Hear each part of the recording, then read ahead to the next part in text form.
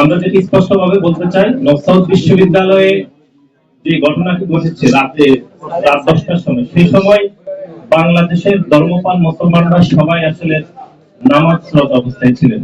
এই সময়ে জনাব সাদ্দিক আলম সেখানে কেন গিয়েছেন, এটি আমরা মনে করছি এই ঘটনায় ওনার কোনো ভিন্ন মতলব থাকতে পারে।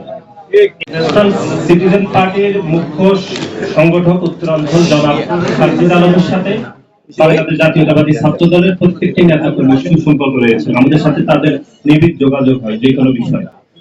আমরা যেটি স্পষ্টভাবে বলতে চাই, নকশাউদ বিশ্ববিদ্যালয়ে যে ঘটনাটি ঘটেছে রাত 10টার সময়, সেই সময় বাংলাদেশের ধর্মপাল মুসলমানরা সবাই আসলে নামাজরত অবস্থায় ছিলেন। এই সময়ে জনাব সাদ্দিক আলম সেখানে কেন গিয়েছেন, এটি আমরা মনে করছি এই ঘটনায় ওনার কোনো ভিন্ন মতলব থাকতে পারে। এটি একটি ঘটনা। দ্বিতীয় হচ্ছে, এই সাদ্দিক আলম যে নকশাউদ বিশ্ববিদ্যালয়ে শিক্ষার্থীদের সাথে যে ঘটনা ঘটেছে, এটি নকশাউদ বিশ্ববিদ্যালয়ে সাধারণ শিক্ষার্থীদের সাথে ওনার ঝামেলা হয়েছে। এখানে বাংলাদেশ জাতীয়তাবাদী ছাত্র দলের কোন নেতা কর্মী সেভাবে জড়িত নয়।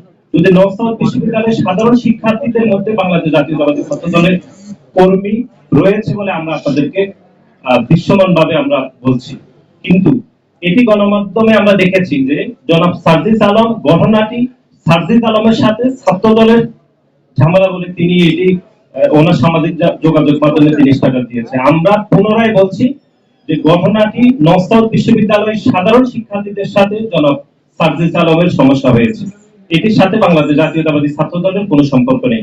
সাধারণ শিক্ষার্থীদের মধ্যে যদি বাংলাদেশ জাতীয়তাবাদী ছাত্র দলের কর্মী রয়েছে, এরকম আমরা মনে করছি, এটি আমরা যাচাই বাছাই করে দেখছি। আর আরেকটি বিষয় আপনারা যেটি বলেছেন সেটি হচ্ছে, আমরা বলেছি যদি এরপরও ছাত্র দলের কোন নেতা কর্মী জড়িত থাকে আমরা দুঃখ প্রকাশ করছি, কিন্তু আমাদের যে তদন্ত রিপোর্ট আপনারা যেটি বলেছেন সেটি ইতিমধ্যে কাজ চলমান রয়েছে। প্রাথমিক তদন্তে আমরা যে তথ্যগুলো আসছে সেটি আমরা আপনাদেরকে এখানে পুনর্ব্যক্ত করলাম। Yes, thank you.